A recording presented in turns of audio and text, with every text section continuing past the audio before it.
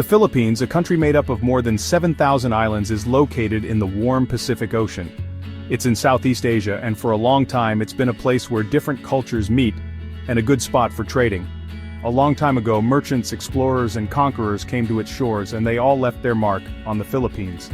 This mix of influences is what makes the Philippines so interesting and diverse. Because the islands are in such a good spot, powerful countries have always been interested in them.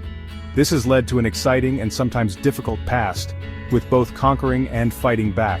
The Philippines' story is one of strength and the enduring spirit of its people, who have worked hard to keep their identity and become independent. Long before Europeans arrived, the islands of the Philippines were full of life and culture. The first Filipinos, who probably traveled over land bridges thousands of years ago, created their own societies. These early communities were mostly farmers and fishermen, living in villages all over the islands. Trading was important for connecting these communities. They traded things like rice, fish, and woven cloth. Some settlements even had complex social structures with chiefs and leaders. This time period set the stage for the diverse cultures we see in the Philippines today. When Ferdinand Magellan arrived in 1521, things changed a lot for the Philippines.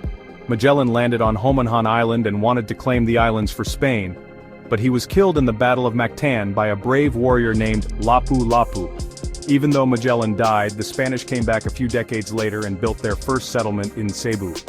This began over 300 years of Spanish rule. During this time, the islands were named Las Islas Filipinas, after King Philip II of Spain. The Spanish changed the Philippines in many ways. They brought Christianity and built big churches and cathedrals, which became a big part of Filipino life. The Spanish also made Manila the center of their government, turning it into a busy trading center. One important thing from this time is the Manila-Acapulco galleon trade.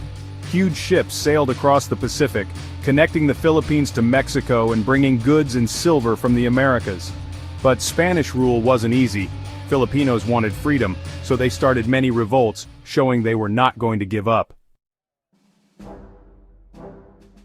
As the 1800s ended, Spain became weaker. Filipinos, wanting freedom, saw a chance to break free. The Philippine Revolution, led by people like Jose Rizal and Andres Bonifacio, started a big change in the islands. Just when Filipinos were about to win, the Spanish-American War started in 1898. The Americans, who promised to help the Philippines become independent, defeated the Spanish in Manila Bay. But instead of giving the Philippines freedom, the United States took control, starting a new period of colonial rule. Section 6. War and Independence, a Nation Forged Anew. The Americans made big changes, especially in education and government. Many people started speaking English and the Americans set up their style of government. But Filipinos still wanted independence. They kept fighting for their freedom, which led to the Philippine-American War. After years of fighting, the Philippines finally became independent on July 4, 1946.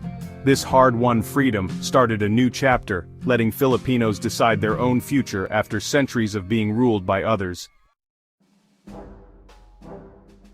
Section 7. The rising sun sets on Philippine shores. World War II was a very difficult time for the newly independent Philippines. In 1941, Japan invaded and occupied the islands for 3 years. This was a time of great suffering. Filipinos were forced to work, there wasn't enough food, and the Japanese were cruel. But Filipinos still fought back. Filipino and American soldiers fought together and finally freed the islands in 1945. The war was a terrible experience, but it also showed how brave and strong the Filipino people are. Section 8. A Nation Rebuilt, the Post-Independence Years. After the war, the Philippines had to rebuild. Leaders like Ramon Magsaysay and Diosdado Macapagal worked hard to fix problems like poverty, inequality, and unstable government. In the later 1900s, the Philippines had times of economic growth and social change.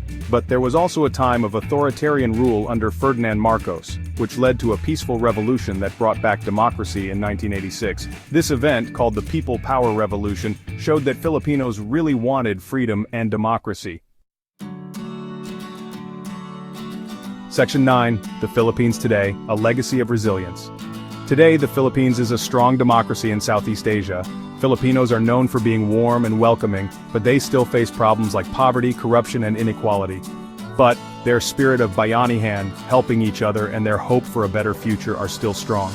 The story of the Philippines shows how strong its people are.